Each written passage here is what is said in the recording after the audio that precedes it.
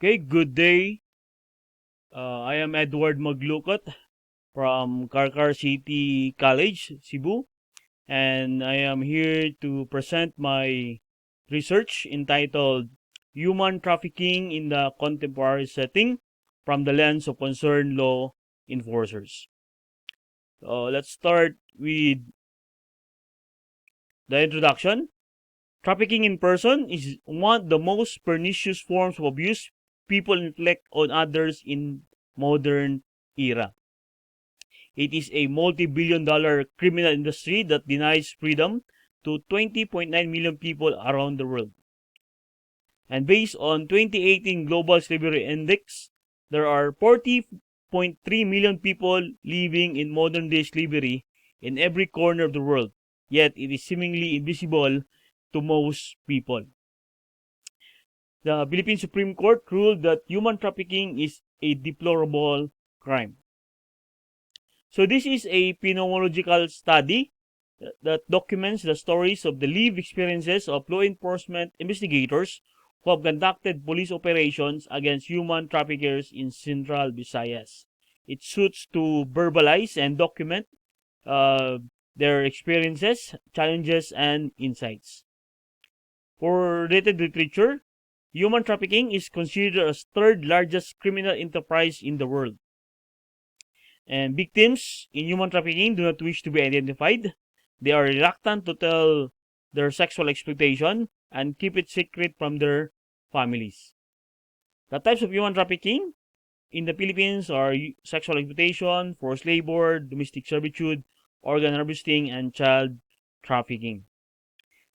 For methodology, this is a penological study that utilizes an in-depth interview, focus group discussion, and note-taking.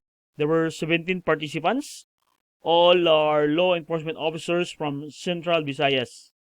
And a letter request was sent to the regional directors of PNP and NBI.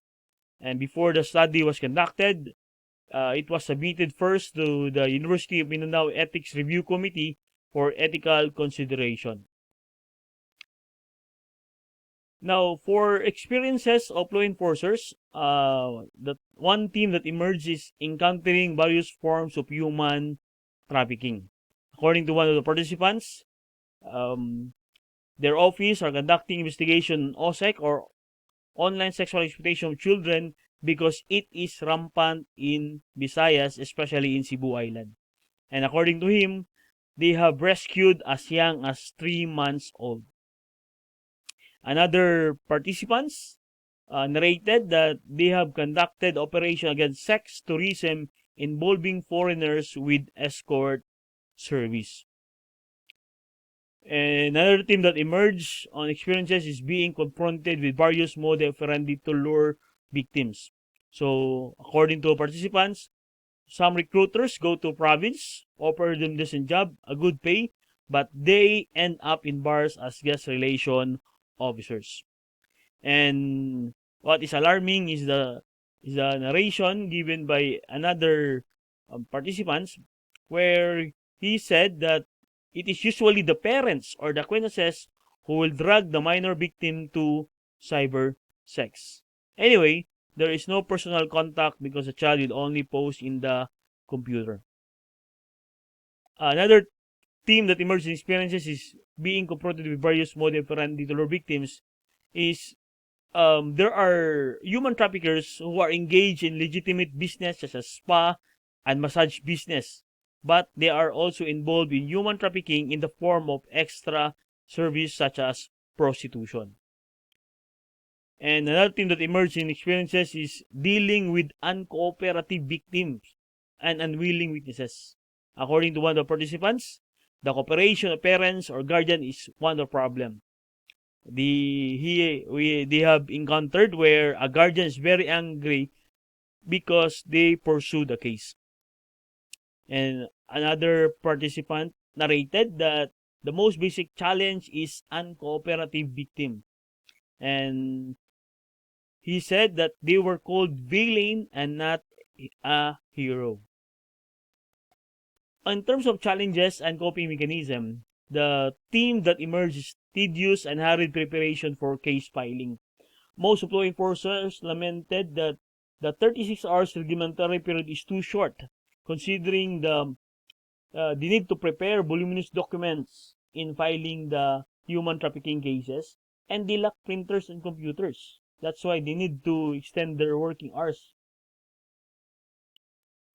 So, another participant suggested that suggested to have a longer time in filing human trafficking cases. While another participant also said that they have problem in detecting and preserving digital evidence because it takes time and sometimes it is inadmissible in court. Another theme that emerges is intervention, threats, harassment, and pressure experienced by our law enforcers. According to one of the participants, he experienced pressure because he did not know whom traffickers are connected, and he even experienced, or he was even threatened to file a harassment suits.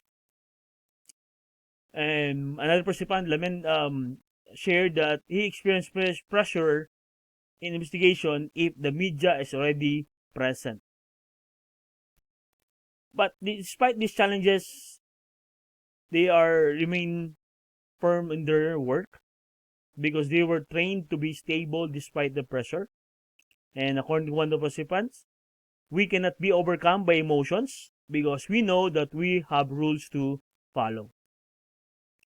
Now, for insights and suggestions given by the law enforcers, theme that emerges: awareness and advocacy is the key to mitigation of human trafficking. Jay suggested that the law is in place. In fact, it is almost perfect. The problem lies on the awareness of the people. That is why he suggested to include in high school and college curriculum the topic of human trafficking. On a lighter or the brighter side, Jane, police officer, said that in their station, they usually conduct awareness campaign. They distribute flyers and visit or conduct school visitation. Another thing that emerged is the public should be astute and discerning in terms of job recruitment. People should be vigilant because human traffickers usually employ deceit and take advantage of the vulnerability of the person. Especially, they must be aware of the or cautious on signs and red flags like promise of too good to be true and using fake documents.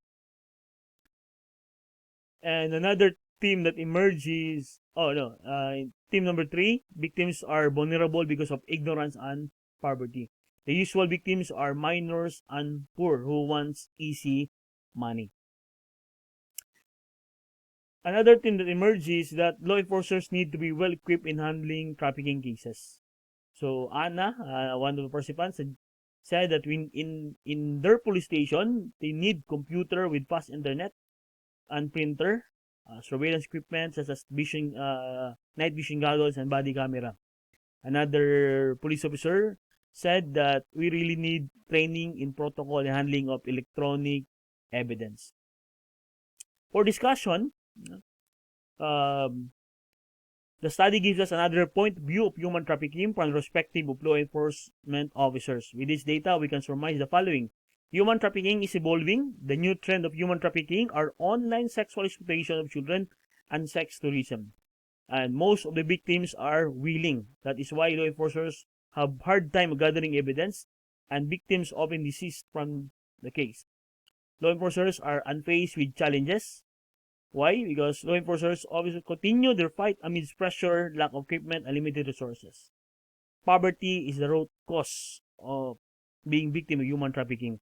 Parents tolerated the sexual exploitation of their children for monetary consideration. Number 5 is awareness is the end game. There is a need to increase the awareness of public of human trafficking. So these are my references, some of my references. And I think that's all. Thank you, and let's continue our fight against human trafficking.